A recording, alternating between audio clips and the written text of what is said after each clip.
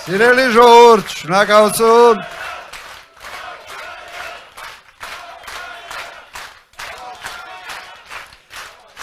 Շնորհակալություն, սիրելի ժողովուրդ։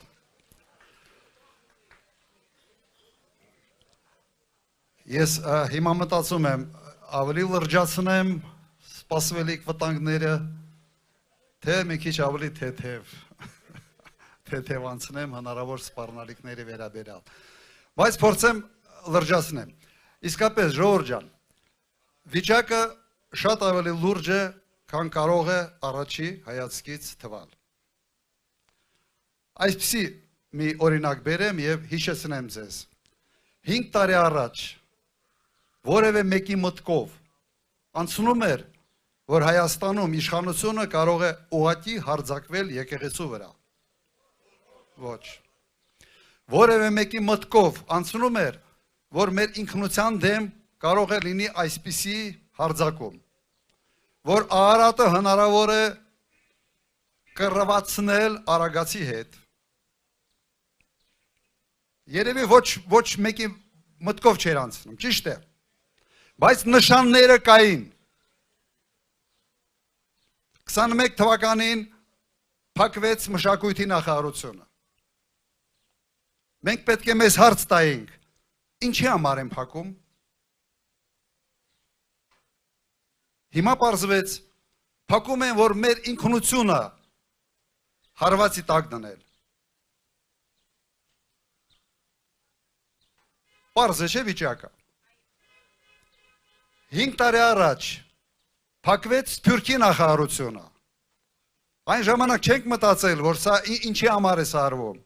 Հիմա մենք տեսնում ենք, անում են ամեն ինչ Թուրքը Հայաստանից օտարելու համար։ Փակել են գյուղնախարարությունը եւ տեսնում ենք ինչ է կատարվում գյուղական վայրերով։ Բոլոր ցուցանիշներով անկում է ապրում գյուղը, գյուղատնտեսությունը։ Միգուցե տեղ պիտի ազատեն 300,000 ադրբեջանցիների համար։ Եվ հնարավորություն ստեղծեն մեր ինքնությունը թույլատնելով, որ մենք հանդուրժենք այդ մարդկանց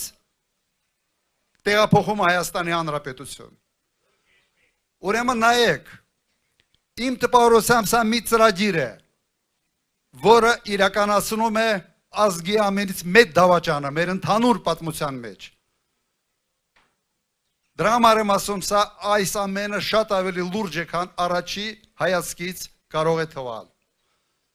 Հանդուրժում ենք սա։ Իհարկե ոչ։ Պետք է պայքարենք։ Եվ մեր պայքարը հունիսի 7-ին համար 17 մենք պետք է վռնդենք այն մարդկանց, որոնք անում են ամեն ինչ Հայաստանի Հանրապետությունը թույլատնելու համար։ Մի քանի խոսք իրենց կարգախոսների մասին հիշեցնեմ, թե ինչպես են եկել իշխանության, ինչ էին ասում, ժողովրդարություն, կոռուպցիայի դեմ պայքար, սոցիալական արդարություն, երկու բառով ժողովրդարության մասին։ Եվ հատկապես համեմատության մեջ են անում, որ իմ կառավարման տարիներին ոչ թե չի եղել ժողովրդարություն, այլ եղել է բռնապետություն։ Ասում են չէ այդպես, փորձում են համեմատության այսպես մեջ իրենց բարձրացնել։ Համեմատենք, այսօր 3 ամենից մեծ ընդդիմադիր ուժերի ցուցակները նայեք, առաջի համարները բոլորը քրեական գործերի տակ։ Միայն մեր ցուցակում 5 հոգի քրեական գործերի տակ են։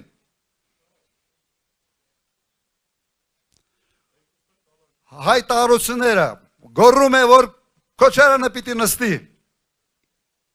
Ճիշտ է։ Ղարաբաղը 4 նախագահ ուներ, 3-ը Բաքու են նստած, երևի պարտականություն է ստացնել, որ 4-րդն էլ պիտի Հայաստանում նստի։ Սա է քո երազանքը։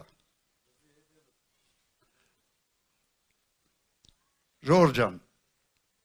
հիմա հիշենք իմ ժամանակները։ Հիմնական ընդդիմադիր գործիչները եղել են Դեմիրճյան, հետո Ստեփան Դեմիրճյան եւ Արտաշես Գեղամյան։ Դուք բերեք մեկ օրինակ,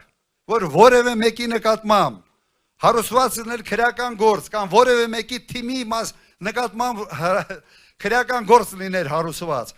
որևէ ցուցակում խորհրդանական ընտրությունների ժամանակ որ լինի մեկ մարդ քրեական գործը վրան կախած, չի եղել նման բան։ Սա է ձեր ժողովրդավարությունը։ Սա դեմագոգիա է, ստախոսություն, հիմարություն, որոնք հնչեցվում են հիմարների կողմից։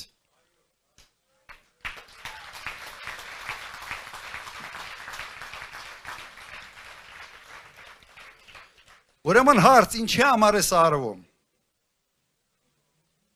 Նպատակը մեկն է՝ թուլացնել Հայաստանի Հանրապետությունը եւ թուլացնել մեր ժողովրդի դիմադրողականությունը։ Ուրիշ նպատակ ես այս ամեն ինչի մեջ ուղղակի չեմ տեսնում։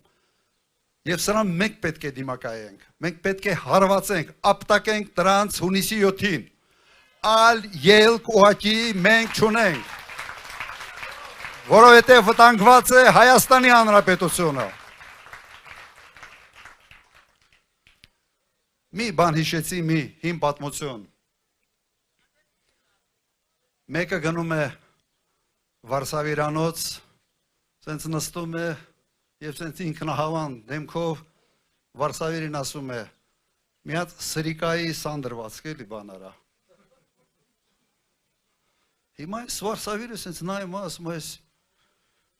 աչ ցանայում, ձախի ցանայում, սենց նայում է, ասում ախպեր ջան, ձեր տալու բան չկա, ամեն ինչ տեղն է։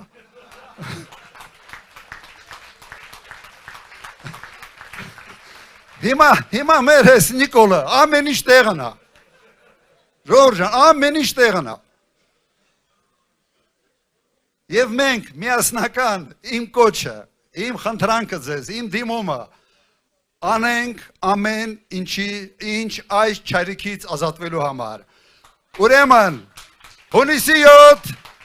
համար 17, հունիսի 7, 17, միասին կարող ենք, միասին կարող ենք, միասին ապրենք, շնորհակալություն, շնորհակալություն։